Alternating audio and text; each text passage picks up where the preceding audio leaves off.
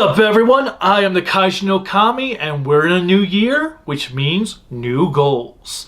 It is now 2023, and I'm kicking the year off by taking a look at Halloween Ends.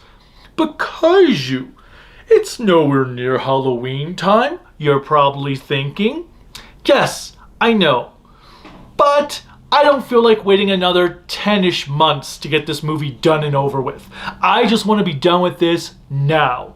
Therefore, I am reviewing Halloween Ends. Towards the end of Halloween Kills, Michael is presumably taken out by a mob. Unbeknownst to them, their rage only empowered him, making him stronger than ever before. Tommy is just one of his many victims, which I should be sad about, only I'm not because, as I said in my review for Kills, I didn't think Hall did anything special with the character. The biggest surprise was seeing Karen die at Michael's hands.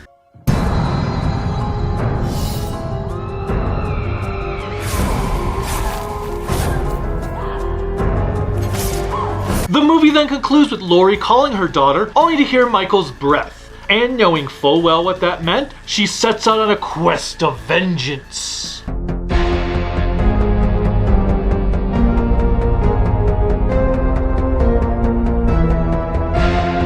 Halloween Kills ended with so much momentum that I cannot wait to see what happens next. Oh my god, this is going to be so amazing.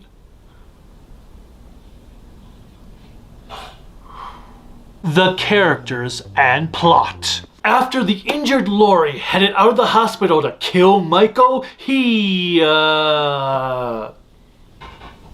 disappeared.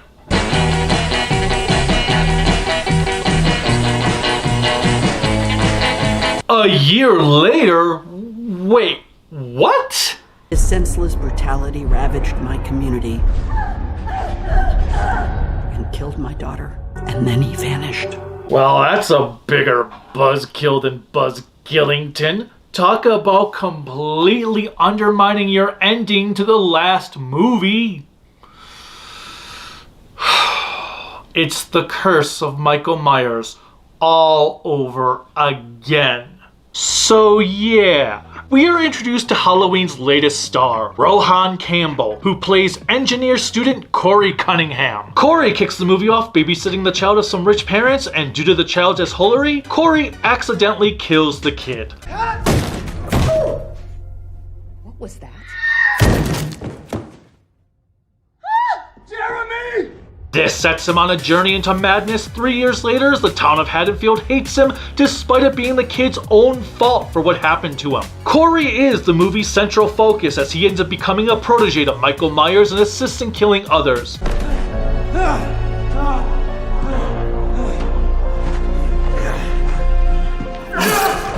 Michael, who now goes by the name of Pennywise, lives in a sewer collecting unsuspecting passersby. They all float. And when you're down here with me, you float too.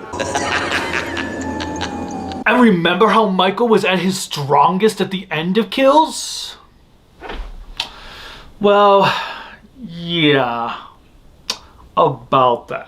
Michael is now a dying old man who survives off the occasional kill. At about an hour and 15 minutes into the film, Corey acquires Michael's mask and goes Christine against some asshole band geeks who get what they deserve.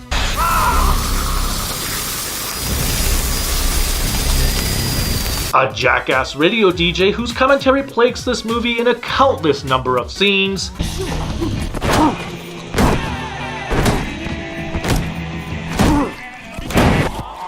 And a bunch of other terrible people that make up this entire film. Seriously, every character in this movie that isn't named Laurie Strode is an asshole.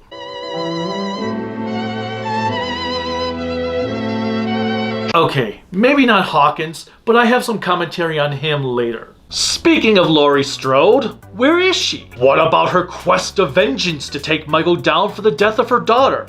About that. We don't know what exactly happened during the 4 years. She apparently just gave up on the hunt on Michael to settle down, buy a house, and write a book about her experience. I'm sorry, what?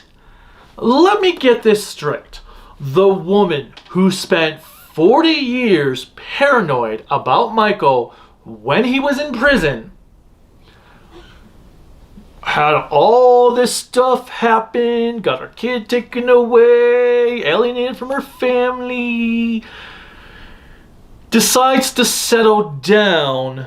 Now that Michael is actually out there and her daughter is dead. Do I have that right? Think about that. That's just dumb. Anyway, Laurie and her granddaughter Allison live together, though not everything is so happy-go-lucky. Allison was in such a low state that she apparently went out with some cop dude who appears to be twice her age. You're under arrest for being the prettiest girl I know. That's nice, Doug. Is that why you pulled me over? No, I pulled you over because I miss you. You miss me. Oh, and guess what? The cop is...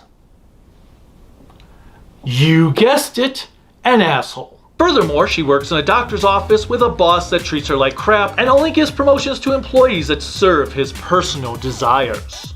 It was my fault. What an idiot. What a mess. Just clean it up, get a goddamn sterile kit, and give him a tetanus shot. Hey, look! Another asshole. I'm surrounded by assholes. Early on in the film, Laurie manages to hook Corey up with Allison with a love plot so floppy it would make Twilight fanfic writers swoon in embarrassment, and that is where the fun is apparently supposed to begin?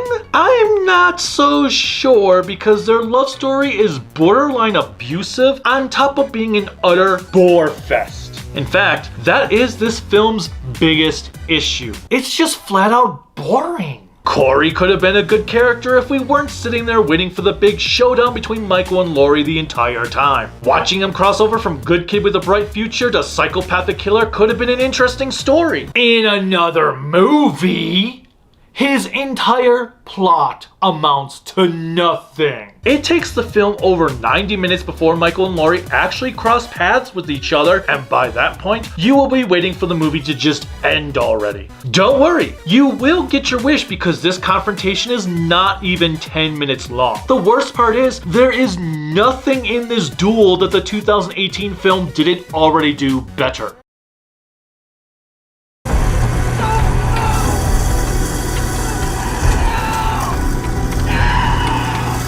I have no idea what director-writer David Gordon Green was thinking, but he clearly had no idea how to start this film. It's like he had an ending, but no first 90 minutes. What's even more oddball is that in all the documentaries featured on the disc is that his co-writers nor John Carpenter are anywhere to be found talking about the film, despite being heavily involved with the previous two films as features. It makes me wonder how much input they actually had with this one, and if they were happy with the results of it. With that said, the characters and plot are all quite lackluster. The 4-year time jump did not do the film any favors as it completely killed all of the energy the last two evoked. All of that momentum and excitement was quickly murdered by an irrelevant plot that made little sense. I get that Laurie wanted to move on after 4 years, but why? Why not have the film kick off with the final confrontation between Laurie and Michael in 2018 and then do its time jump? We also see news articles that say the Myers house has been demolished. Shouldn't that have been important enough to witness? That's a key element of storytelling there. Like,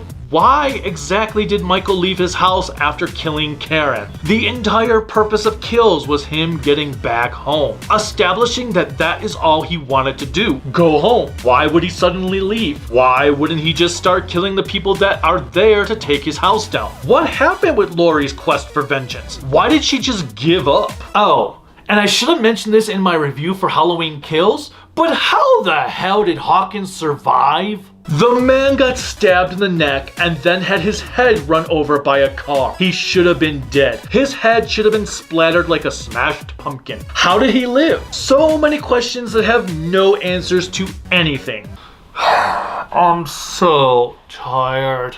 Let's just move on to the effects and music. The characters and plot might have been an utter disappointment, but at least the effects and music make up for it. Sort of? Continuing the negative train, I hate the music to this film. No, not the Carpenter score parts. Those are damn good.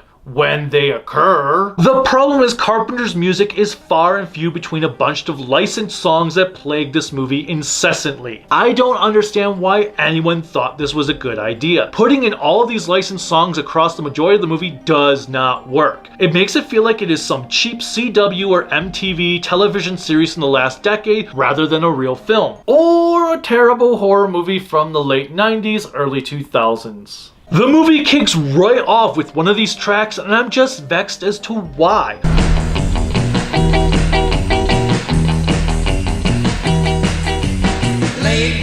All of the other Halloween films only use licensed music occasionally when it made sense. Here, it's reverse. It's like everyone involved with this movie wanted to do the exact opposite of a traditional Halloween movie just for the sake of it. They claim they have a Halloween trilogy that looks and feels the same across the board, but that is not the case. Ends does not look or feel like it belongs in this lot at all. It's way too different. Again, all of this would have worked as a fourth Halloween film that was not revolving around this storyline. As the finale to what the previous two installments set up, it spits all over that. Fortunately, when played, the Carpenter music is exceptional.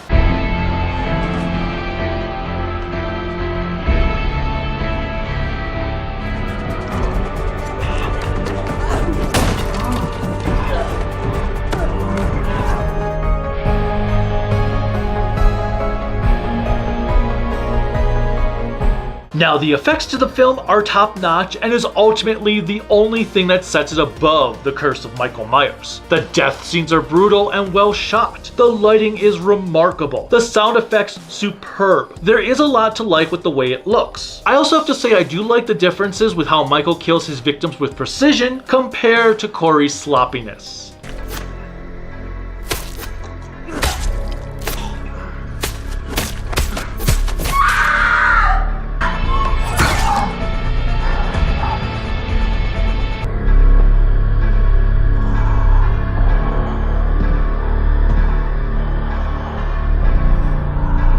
Overall, the concept of Corey was an interesting one that had a lot of potential. Unfortunately, it was all undermined by what this movie was supposed to bring to the table. Apparently, the servants spilled all of that on the way there. It's not the worst Halloween film ever made, but it does completely destroy this trilogy. Thank the gods the 2018 film works as a standalone story. Until next time, bye!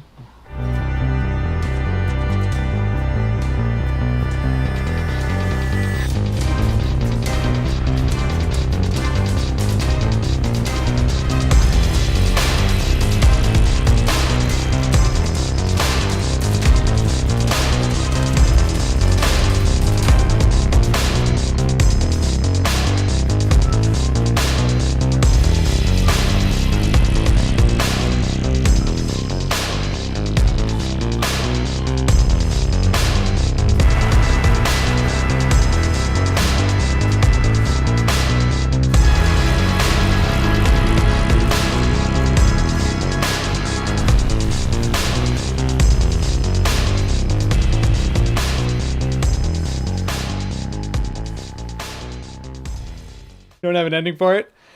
That is kind of perfect because I have a Halloween movie and I don't have anything but an ending for that.